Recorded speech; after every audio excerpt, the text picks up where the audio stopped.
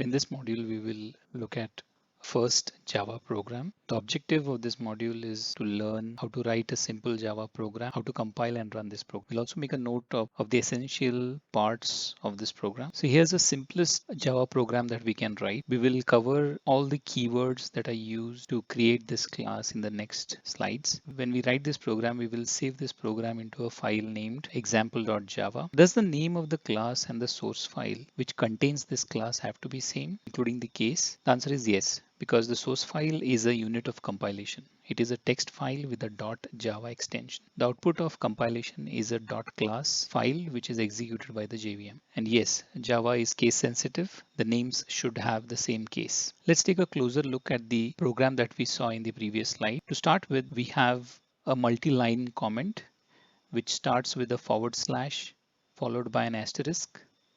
Then you have the text and it ends with an asterisk and a /. So this is a multi-line comment. A comment lets you enter a remark into a program source file. The contents of this comment are completely ignored by the compiler.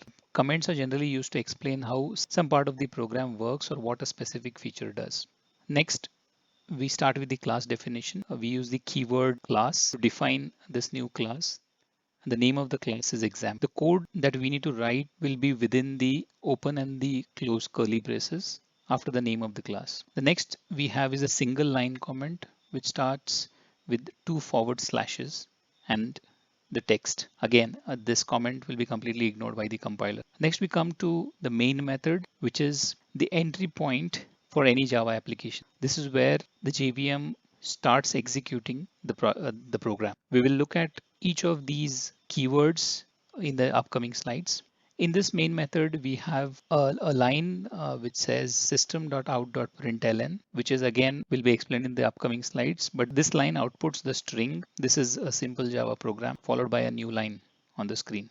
Just make a note of the semicolon, which is at the end of this statement. So every statement in Java has to end with a semicolon. So let's take a closer look at all the keywords that we have used in the main method, starting with the public. So public, static, void, main are all the keywords that are reserved to be used in Java. Public indicates the access specifier. It controls the visibility of this method. Because it is public, it can be accessed from any part of the program within and outside this program. Next is static. Static allows this method to be called without having to create an object of example class. Void indicates the return type of this method. Void actually means this method is going to return nothing. So these three keywords enable the method to be invoked by the JVM before any objects are created. Coming to main, the method name has to be main, including the case. It cannot be a main with the capital M or anything else.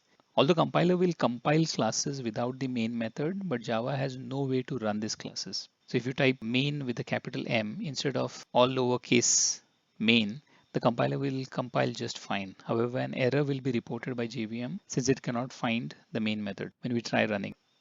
Next, we have string args. So the information that needs to be passed to a method is received by the variable specified within the set of parentheses after the method name. So these variables are called parameters. When there are no parameters, empty parentheses must be used. The parameter args is an array of strings. In this case, args receives any command line arguments passed when the program is executed. In this program, we do not make use of this parameter. Let's look at what this line system.out.println does.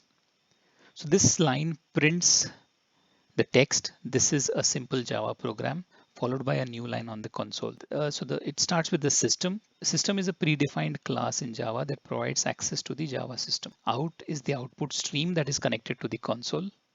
Println displays a new line followed by the text passed to it. So let's compile and run this program next. First, we'll write the Java program, which is the source code. So it has to have the same name as the class name, followed by a .java extension. We will use the java c command, which will translate this .java file into the bytecode.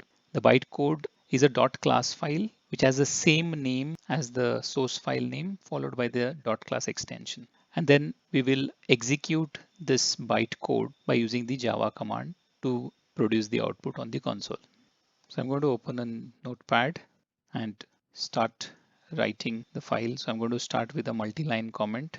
This is a simple Java program. End the comment. Next, I'll use the class keyword class to create a new class definition. So we have the name of the class as example, and I open and close the curly braces. So all the code that I want to write in this program will be within this curly braces. Next, we had seen a single line comment. So we have the main method, which starts with a public static void main. We have an array of strings, and this method was simply printing a text which says this is a simple Java program. Now we have written a very simple Java program which should print the text that has been provided in the println method. So let's go ahead and save this file with the same name as the class name, which is example, followed by the .java extension. And I'm going to save it in, I've created a directory called java-programs inside the C drive. You can choose any location that you like. Let's go ahead and save it. So I have this folder open. As you can see, the example.java is saved in this folder.